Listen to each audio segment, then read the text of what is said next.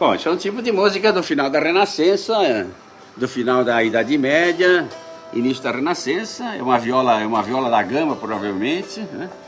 Tocada com um acompanhamento de um instrumento grave não melódico, que dá apenas uma base harmônica, né?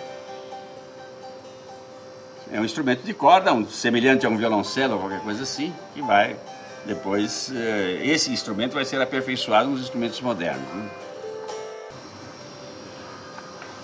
Uma música que ainda não tem os conceitos de criação da música que foi feita de Bach para diante. Ela é anterior a Bach, né?